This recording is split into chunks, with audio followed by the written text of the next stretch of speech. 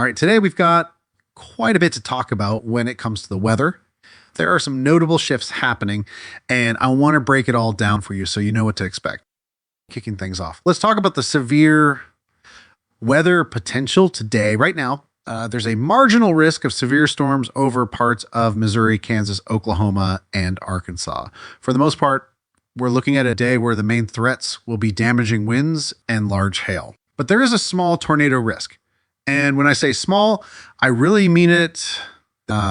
This is probably one of the tiniest tornado risk areas I've seen in a while. It's concentrated over a pretty small section of the map, covering parts of southwestern Missouri, northwest Arkansas, and extreme northeastern Oklahoma.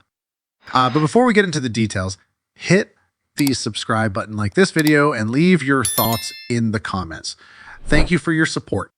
If we zoom in a little more, this area does include the southeastern side of Joplin, Missouri, as well as places like Rogers, Arkansas, Claremore, and Grove in Oklahoma. Now, the Storm Prediction Center isn't necessarily expecting a widespread tornado outbreak, but they are being very specific about where they think a quick spin up could happen. That's why they've drawn this little to risk right over this spot. So while it's important to stay weather aware, there's no reason to be overly concerned. This is the kind of setup where a brief, weak tornado could form, but the overall chances are low.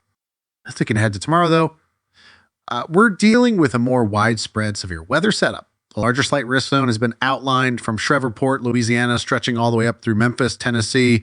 And honestly, I wouldn't be surprised if this area gets expanded a bit farther to the north and east, or even slightly south and east, because this system is looking like it could have a little more energy to work with. Just like today, damaging winds and large hail will be the main threats, but we can't completely rule out a couple of isolated tornadoes either. As this cold front pushes south and east, we're also going to see some strong winds developing across the Rockies and spilling into Texas, and that's why we have a critical fire weather risk in parts of New Mexico and Texas. Fire danger extends well beyond that, too, stretching all the way up into Kansas, Nebraska, and South Dakota.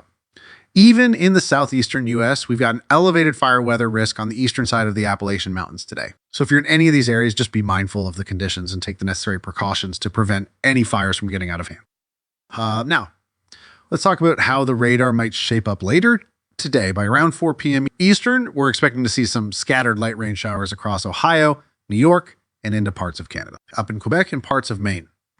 Some of this precipitation will actually be in the form of snow, but it'll be pretty isolated. Later in the evening, probably around 10 or 11 p.m., we should start to see some thunderstorms firing up right in that small Tudor tornado risk zone I mentioned earlier.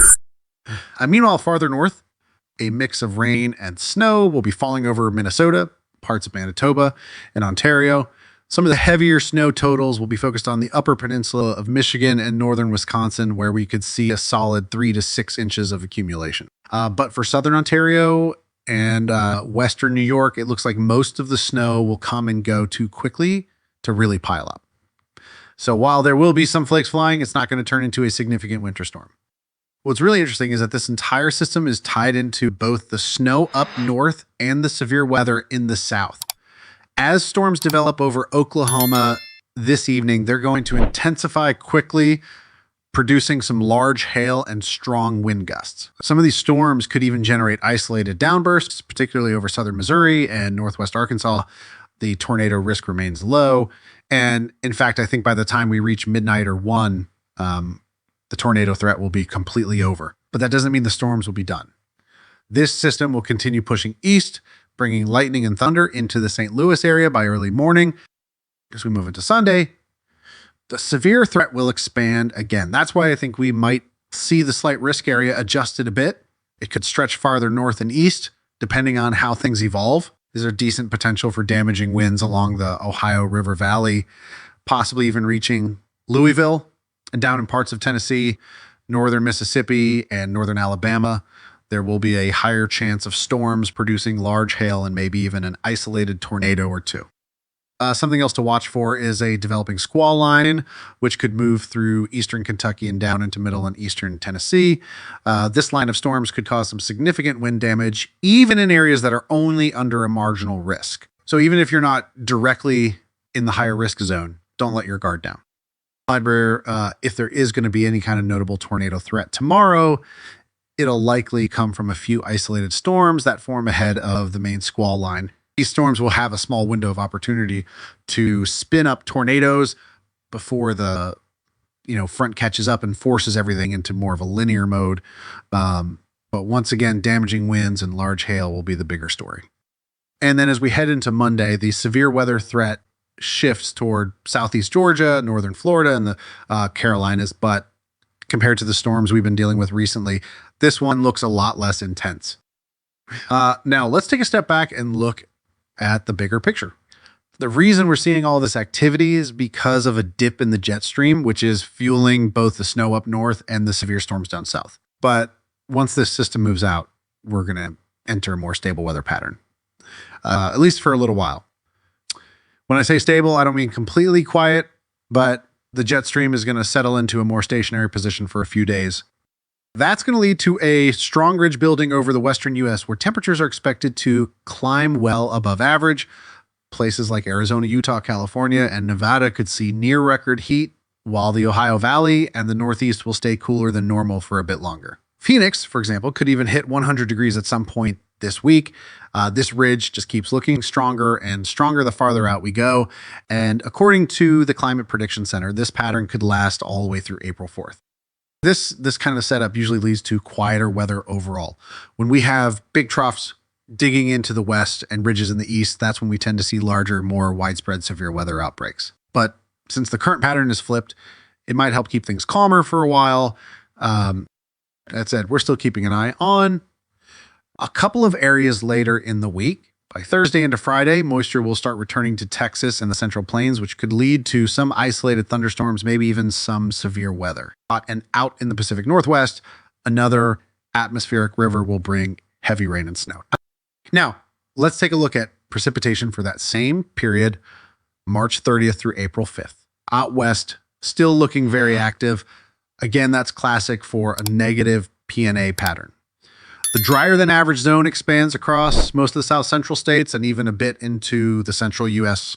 But as you get closer to Canada, the northern plains, the upper Midwest, the Great Lakes, and the Northeast, precipitation is looking above average. The mid-Atlantic and southeast, pretty close to normal. Now, if we step back and look at what's already happened over the past 20 days, we have some colder days recently, which has helped cut back on the intensity of the warmth. Looking at March 2nd through 22nd, we can see below normal temperatures in the west. That's once again been that negative PNA pattern at play. That's been a big driver of all the warmth in the central and eastern U.S. Now, I do think this is going to shift temporarily, but by the tail end of March, maybe those last 2, 3, 4 days, I think we're probably going to warm back up again. And when all is said and done, I expect the entire month of March to have looked a lot like this when we analyze the big picture. Now, could we start April on a cold note? Surprisingly, yes. We're going to look at that and the models in just a moment. So let's go ahead and bring up the European model, looking at Saturday afternoon, March 22nd.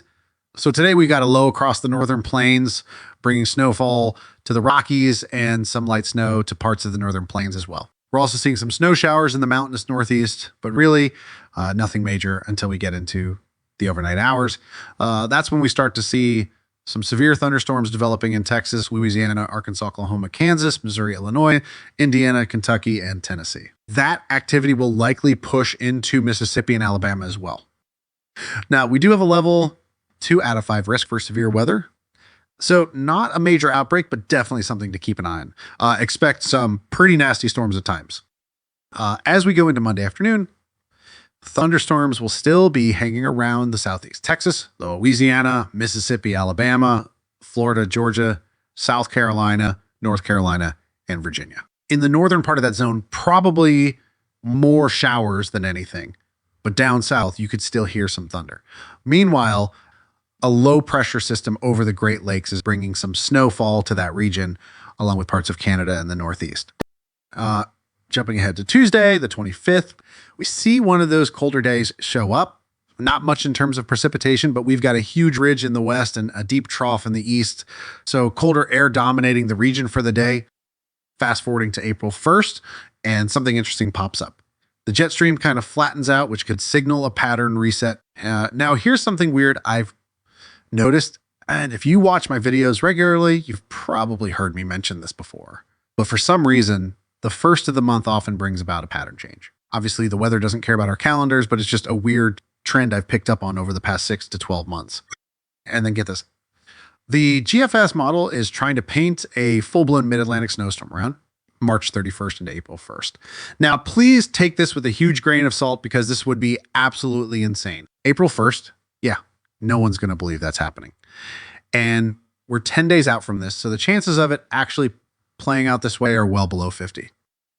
But hypothetically, if this setup were to happen, we'd be looking at a major coastal storm bringing snowfall from Kentucky and West Virginia through Virginia, Maryland, Pennsylvania, New Jersey, and even parts of New England. Again, super unlikely, but the models are hinting at it.